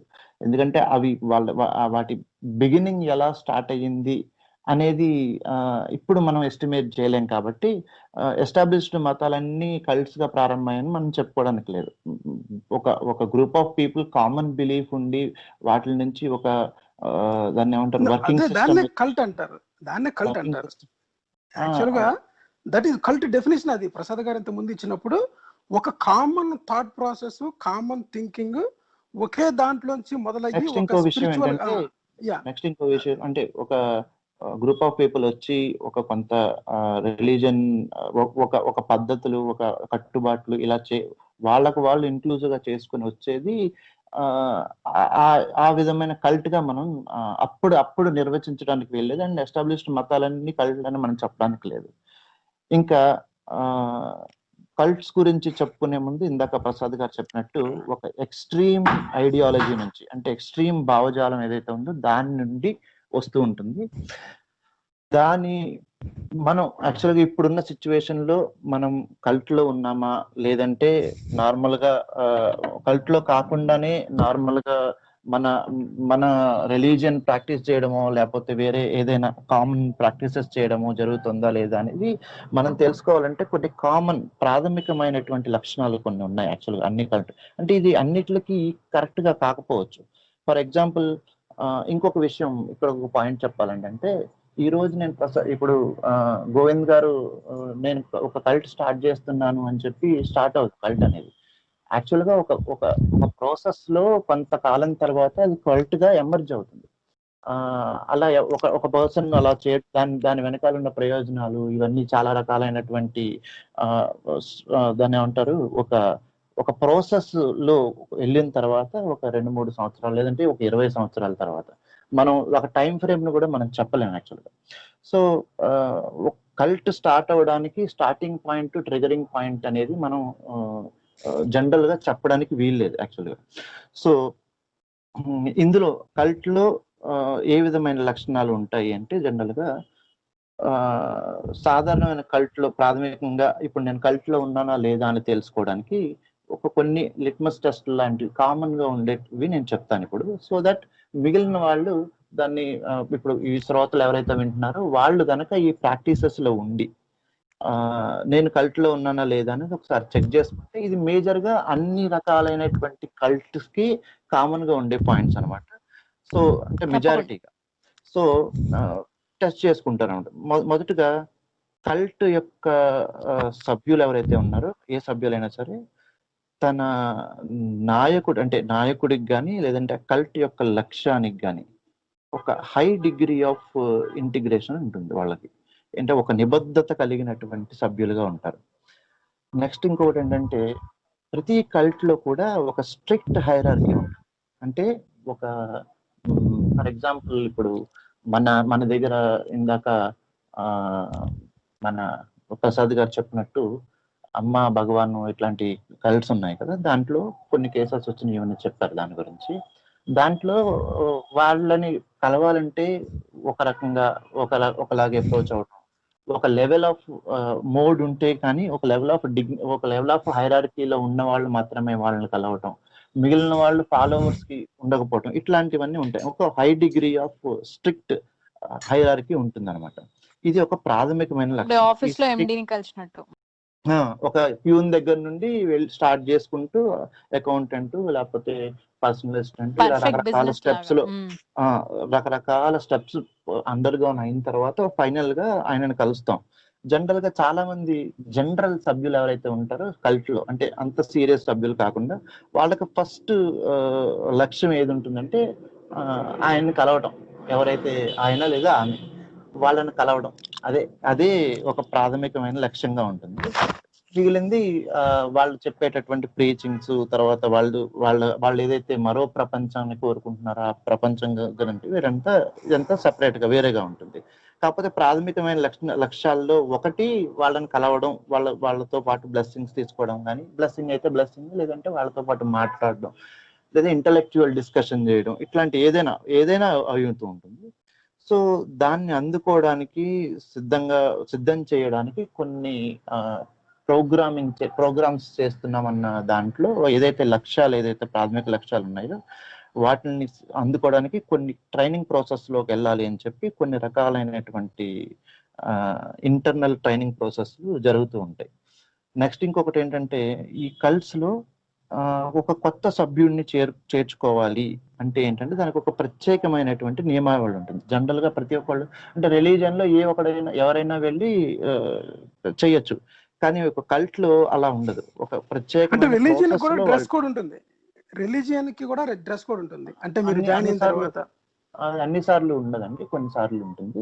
సో అయ్యప్ప స్వామిని తీసుకుంటే అది వేరే అయ్యప్ప స్వామి అని కాదు, ఒక డ్రెస్ చిన్న పీలిక కానీ లక్షణాలు వేరుగా ఉంటాయి. అంటే దాన్ని ఏమంటారు, దాన్ని సాంస్కృతిక పరంగా రిలీజియన్ తో పాటు కొన్ని వస్తాయి అన్నమాట. అవి కూడా డ్రెస్ కోడ్ లాగా వస్తాయి. డ్రెస్ అంటే బట్టలే కాదు, కొన్ని రకాల సరంజామా ఉంటుంది అనమాట. సో ఒక కొత్త సభ్యుడిని, కల్ట్ కి వేరే పేరు, రిలీజియన్ కి వేరే పేరు, అంతే. ఒక కొత్త సభ్యుడిని కనుక చేర్చుకోవాలి అంటే దానికి ఒక ప్రత్యేకమైన నియమావళి ఉంటుంది, ఒక ప్రాసెస్ ఉంటుంది అన్నమాట. జనరల్ గా ఎవరైతే కల్ట్ లో చేర్చుకోవాలి అని అనుకుంటే, దానికి ఎవరైతే చేరాలనుకుంటున్నారో వాళ్ళకి వాళ్ళ వ్యక్తిత్వంలో అవసరమైనటువంటి మార్పులకి కావాల్సిన రెసిపీతో పాటు ఒక కొంత ప్రోగ్రామ్ ఉంటుంది. వాళ్ళ జీవితంలో ఉన్నటువంటి అతిపెద్ద ప్రశ్న లేదా అతిపెద్ద ఛాలెంజ్ కల్ట్ యొక్క సిద్ధాంతం ద్వారా ఆ ఛాలెంజ్ కి, ప్రశ్నలకి సమాధానాలు దొరుకుతాయి అని చెప్పి అనుకోవడం. తర్వాత దానికి ఆ లక్ష్యాన్ని అందుకోవడానికి ప్రిపేర్డ్ చేయడానికి కావాల్సినటువంటి అందరం కొన్ని పనులు చేయాలి కాబట్టి ఆ పనులు అందరం మనం చేస్తున్నామని చెప్పి మనం అక్కడ చెప్తూ ఉంటారు. సో నెక్స్ట్ ఇంకొకటి ఏంటంటే, సభ్యుల్ని విధేయులుగా ఉంచడానికి యాక్చువల్గా అధికారిక, అనధికారిక ప్రభావం మరియు నియంత్రణ, ఈ రెండింటిని ఉపయోగిస్తూ ఉంటారు కల్ట్లో. అంటే జనరల్ గా ఇప్పుడు చూడండి, ఇందులో ఇలా చేస్తే తప్పు, ఇలా చేస్తే కరెక్ట్ కాదు మన దాంట్లో. సో ఈ విధమైన బిహేవియర్ మన దాంట్లో ఒప్పుకోరు. సో లేదంటే ఇలా చేస్తే కరెక్ట్, ఇలా చేయడం మన మానవాళికి లేదంటే నీకు పర్సనల్ గా మంచిది, ఇట్లాంటి ఒక రకమైనటువంటి వివరణలు అవన్నీ చాలా, అంటే క్వశ్చన్స్ ఉండవు, అన్ని ఆన్సర్సే ఉంటాయి. రిలీజన్ లో లాగానే కొంచెం దీనికి కూడా అన్ని ఆన్సర్స్ ఉంటాయి. దానికి వాళ్ళని ప్రిపేర్ చేస్తారనమాట. సో ఫైనల్ గా వాళ్ళు ఒక సభ్యుడిని చేర్చుకోవడానికి మామూలు వాడి నాయకుల పట్ల విపరీతమైన విధేయత అవన్నీ ఉండాలని చెప్పి, జనరల్ గా ఈ కల్ట్ లో ఒక నాయకుడు ఎవరైతే ఉన్నాడో, ఇందాక ప్రసాద్ గారు చెప్పినట్టు ఒక చరిష్మాతో కూడినటువంటి నాయకుడు ఉంటారు. తర్వాత వాళ్ళ మాటలతో జనాన్ని ఆకర్షించడం అట్లాంటివి జరుగుతూ ఉంటాయి. వీటితో పాటు డబ్బు, సెక్స్, అధికారం, లేదా ఈ మూడింటి చేత ప్రేరేపించబడినటువంటి అధికారం మరియు ఇంకా ఫైనల్ గా మాదక ద్రవ్య ప్రేరేపితంగా కల్ట్స్ ని విధేయతను సాధించుకుంటాయి. జనరల్ గా ప్రాథమికమైన లక్ష్యం ఏంటంటే, నాయకుడి పట్ల విపరీతమైన విధేయత కావాలి. ఆ విధేయతను సాధించుకోవడానికి ఈ ప్రాసెస్ అంతా అండర్గాన్ అవుతూ ఉంటుంది. తర్వాత మొదట్లో ఫస్ట్ టర్మ్ లో కొంతమంది అనుచరులు జాయిన్ అయిన తర్వాత వాళ్ళు కొంతమంది అనుచరుల్ని జాయిన్ చేయడానికి బయలుదేరతారు బయట.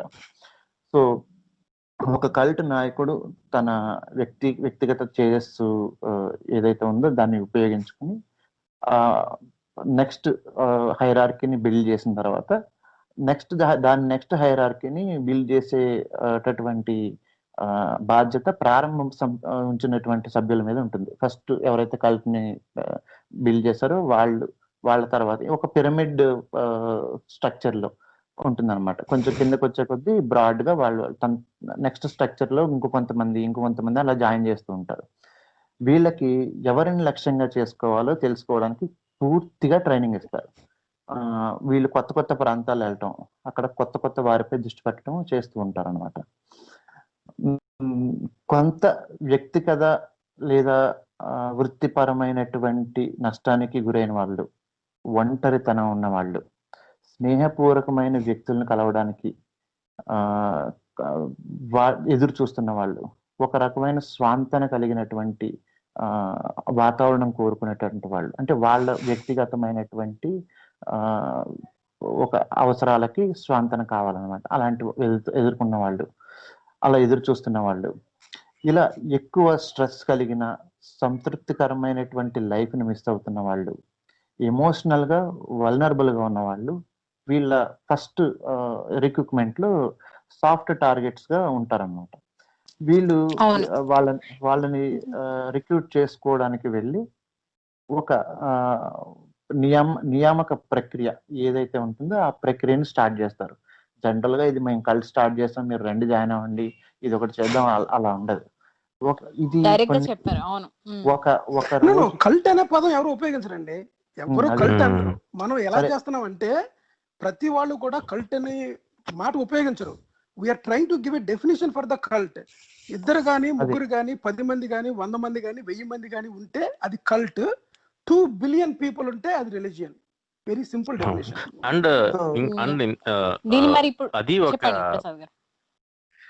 అది సింపుల్ గా చెప్తే సమయం, అంటే ఇప్పుడు మనం ఈవెంచువాలిటీ ఆఫ్ ఎ కల్ట్ చూసుకుంటే, అంటే మనం కనీసం ఇప్పుడు మనం గత 50 సంవత్సరాల్లో అనలైజ్ చేసిన కేసెస్ చూసుకుంటే గనక చాలా మంది ఈ లీడర్ ఎక్స్పోజ్ అయిన తర్వాతే బయటికి రాగలిగే సిచ్యువేషన్ అన్నది మనం చూస్తే గనక అతను ఎందుకు ఎక్స్పోజ్ అవుతున్నాడు అంటే, అతను ఓవర్ పీరియడ్ ఆఫ్ టైంలో అతను చెప్పే దాంట్లో ఇన్కన్సిస్టెన్సీ ఉన్నా, లేదంటే అతను చెప్పింది ఒకటి చేసేది ఒకటి అని చూసినా, అంటే హిపోక్రసీ ఉన్నా, అలాగే ఇన్ఫాలిబిలిటీ, అంటే ఇతను అసలు ఏం చెప్పినా కరెక్టే, ఇతను తప్పే ఉండదు అన్నది అలాంటి భ్రమ తొలగిపోయే సిచ్యువేషన్ వచ్చినా, లేదంటే అతని వీక్నెసెస్ అన్ని బయటపడినా, ఇలాంటిది ఏది జరిగినప్పుడు గానీ అది అతను ఎక్స్పోజ్ అవుతుంది. ఇప్పుడు డేరా బాబా లాంటి వాళ్ళు కూడా హింసకి కూడా దిగే సమయం వచ్చిన సిచ్యువేషన్ వచ్చినప్పుడు, అలాంటప్పుడు వాళ్ళు కన్స్ట్రక్ట్ చేసుకున్న రియాలిటీ బ్రేక్ అయిపోతుంది, అప్పుడు బయటకు వస్తారు. కానీ ఇలా ఎన్నిసార్లు జరిగినా మళ్ళీ ఎప్పటికప్పుడు కొత్తగా వీళ్ళు వస్తూ ఉంటారు కాబట్టి. అవును. ఇంకొకటి ఏంటంటేనండి, రిలీజియన్ మన ఈ కల్ట్ అనేది ఎలాంటిదంటే ఒక చిట్ ఫండ్ కంపెనీ లాంటిది, కృషి బ్యాంక్ లాంటిది అనమాట. జరిగినంతసేపు బాగానే జరుగుతుంది, ఆ తర్వాత అయిన తర్వాత ఎగ్జాక్ట్ గా మీకు మోసపోయిన తర్వాత తెలుస్తుంది అనమాట. కానీ మీకు అది ఇలాగ ఇంత ఆబ్వియస్ గా కనపడి బలవంతంగా ఉండవలసి వచ్చినప్పుడు కల్ట్ కింద ఉన్నా, అది అట్ ఎ ఫ్రీ విల్ కొద్దిగా అట్లీస్ట్ ఇప్పుడు మనం అనుకున్న పరిస్థితుల్లో ఉండి ఓవర్ ఏ లాంగ్ పీరియడ్ ఒక చరిస్మాటిక్ లీడర్ మీదే డిపెండ్ అవ్వకుండా ఒక రకమైన ఐడియాలజీ, బుక్స్, కల్చర్ అది డెవలప్ అవుతే గనక అది over a period of time religion అయి కూర్చుంటుంది.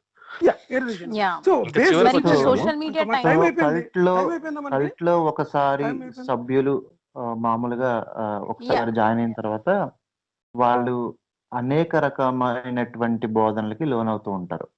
అపరాధం, అవమానం, భయంతో కూడినటువంటి బలవంతపు పద్ధతులను ఉపయోగించి జనరల్ గా ఈ జాయిన్ అయిన సభ్యుల యొక్క సహజ ప్రవర్తన ఏదైతే ఉందో దానిలో పరివర్తన తీసుకొస్తారు. ఒక రకమైన ప్రోగ్రామింగ్ చేసి. చెప్పండి. ఒక లాస్ట్ క్వశ్చన్ ఉందండి, టైం మనకి లేదు, సారీ ఫర్ ద ఇంటరప్షన్. ఇప్పుడు ఈ సోషల్ మీడియా టైమ్స్ లో ఈ కల్ట్స్ అన్నవి ఎట్లా నిర్వహిస్తున్నారండి? ఇన్ లేటెస్ట్ ట్రెండ్స్ ఎలా ఉంటున్నాయి అంటున్నారు? చెప్తానండి. అంటే యాక్చువల్లీ మీకు ఇప్పుడు ఫిజికల్ గా ఒకళ్ళని ఇలాగా ఏదైనా వేరే ప్లేస్‌లకి తీసుకెళ్ళి ఉంచటం అలాంటిది లేకపోయినా గానీ, ఇప్పుడు ఈ digital media and social media సాయంతోటి ఇప్పుడేంటంటే ఎవరైనా గానీ, ఎంత దూరంలో ఉన్నా గానీ, ఎంత ఎంత స్పెసిఫిక్ నీడ్స్‌లో ఉన్నా గానీ, అంటే వాళ్ళు ఎదురు చూసేది ఉన్నా గానీ, ఇప్పుడు మన ఇంట్రెస్ట్స్ బట్టి గ్రూప్స్ అన్నది వర్చువల్ గ్రూప్స్ అన్నది ఉండటం చూడొచ్చు. సో, ఈ గ్రోయింగ్ లోన్లీనెస్ అన్నది ఇప్పుడు ఉన్న బిగ్గెస్ట్ ప్రాబ్లమ్ కింద ఆస్ట్రేలియాలో గానీ, ఇంకా చాలా అడ్వాన్స్డ్ కంట్రీస్‌లో లోన్లీనెస్ అన్నది, అంటే పిల్లలు వేరే వేరే చోట్ల ఉండటము, ఎక్కడైనా ఉండటంతోటి పెరిగిన ఈ ఒంటరితనంతోటి ఈ సోషల్ మీడియా మీద గానీ, డిజిటల్ ఆర్ ఇంటర్నెట్‌లో వేరు వేరు వాటిల్లో వాళ్ళకి కావాల్సినట్టుగా లేదంటే వాళ్ళు అనుకునే ఈ సమూహాలని, గ్రూప్స్‌ని వాళ్ళతో సరితూగే లైక్ మైండెడ్ పీపుల్ గురించి సెర్చ్ చేసుకుంటం అన్నది చాలా ఈజీ అయిపోయింది. సో, ఇందులో ఏమవుతుందంటే వాళ్ళు ఏదైతే వెతుకుతున్నారో దానికి సంబంధించిన రీఇన్ఫోర్స్‌మెంట్ వాళ్ళకి దొరుకుతుందనమాట. అంటే అది చాలా పవర్‌ఫుల్ అనమాట. అంటే ఇప్పుడు మనము ఏదైనా ఒక ప్రత్యేకమైన దాని గురించి సెర్చ్ చేస్తూ ఉంటే ఈ యూట్యూబ్‌లో సజెషన్స్ ఇచ్చినట్టుగా ఆ గ్రూప్స్‌లో కూడా వీళ్ళు ఫీల్ అయినట్టుగానే వీళ్ళ అనుభవాలకి, వీళ్ళ ఆశలకి, వీళ్ళ ఆలోచనలకి అనుగుణంగా ఉండే వేరే వాళ్ళందరూ జాయిన్ అవ్వటం అన్నది చాలా రీఇన్ఫోర్స్‌మెంట్ కింద తయారయ్యి వాళ్ళు చెప్పింది ఎవరో వింటున్నారు, వాళ్ళ బిలాంగింగ్‌నెస్ ఉంది అన్నది వాళ్ళకి సపోర్ట్ సిస్టమ్ కింద స్టార్ట్ అవుతుంది. కానీ అలాంటి చోట్ల కూడా ఎవరినైనా సరే వాళ్ళ ఒరాటరీ స్కిల్స్ తోటి అట్రాక్ట్ చేసి కల్ట్‌గా అంటే మారే అంటే ఈ ఫిజికల్ అబ్యూజ్ లేకపోయినా గానీ, వాళ్ళ ఆలోచన విధానాన్ని మార్చగలిగే పరిస్థితులు అన్నది మనకి ఈ digital or internet or social media groups ద్వారా మనం చూడొచ్చనమాట. సో, ఇవి డైరెక్ట్‌గా వాళ్ళ వ్యక్తిగతంగా వాళ్ళకి నష్టం కలిగించేది కాకపోయినా, అలాంటి వాటి వల్ల కొన్ని మాస్ షూటింగ్స్ గానీ, లేదంటే ఫిజికల్ వయలెన్స్ ఇన్సిడెంట్స్, ఇన్సైట్‌మెంట్ జరిగినట్టుగా మనకి తెలుస్తుంది. ఇంక్లూడింగ్ మనకి మనకి ఇక్కడ న్యూజిలాండ్‌లో జరిగిన ఇన్సిడెంట్ చూస్తే లాస్ట్ ఇయర్ ఈ ఫైరింగ్ ఏదైతే ఉందో అతను నేను వెళ్లి అక్కడ చంపడానికి వెళ్తున్నాను అని ఆన్‌లైన్‌లో చెప్పటము, వేరే వ్యక్తులు అతన్ని అక్నాలెడ్జ్ చేస్తూనో, పొగుడుతూనో ఆల్ ద బెస్ట్ చెప్పటం లాంటి ట్రెండ్స్ కూడా మనం చూడొచ్చనమాట. సో, ఇది ఈ ఈ వాటి మీడియం మార్చినా గానీ మనిషి యొక్క మానసిక పరిస్థితి, అతని ఉద్దేశము, అతని ప్రవర్తన మారనంత వరకు అది ఎలాంటి మీడియా అయినా సరే దానికి ఉపయోగపడుతున్నట్టుగా మనకు తెలుస్తుంది. అవును. ఈవెన్ చంద్రమండలం ఇందాక మీదకెళ్ళినా, మార్స్ ఒక మీదకెళ్ళినా సరే మనిషి జట్లు కట్టి అక్కడ కూడా కల్ట్స్ స్టార్ట్ చేస్తాడు. ఇందాక ఒక పాయింట్ మనం మిస్ అయ్యాము. జనరల్‌గా తప్పకుండా చెప్పండి. మనం చెప్పేటప్పుడు మామూలు రిలీజియస్ కల్ట్ మాత్రమే ఉంటుంది. నాన్ రిలీజియస్ కల్ట్ కూడా ఎలా ఉంటాయి ఏంటి అనేది చెప్పడానికి. నెక్స్ట్ ఇంకోటి ఎక్స్‌ప్లాయిటేషన్ అనేది ఏదైతే ఉందో అది ఓన్లీ చంపడమో, లేకపోతే లేదంటే ఫిజికల్ అబ్యూజ్ చేయడమో, లేదంటే ఫైనాన్షియల్ ఫ్రాడ్ జరగడమో, ఇట్లాంటివే కాకుండా మనకి ఈ మధ్య కాలంలో ఒక కల్ట్ అంటే కాదు, కల్ట్ అనేది మనకు తెలియకుండా ఎట్లా వస్తుందని చెప్పడానికి ఈ మధ్యన ఒక ఆయన కీటో డైట్ అని ఒకటి స్టార్ట్ చేశాడు.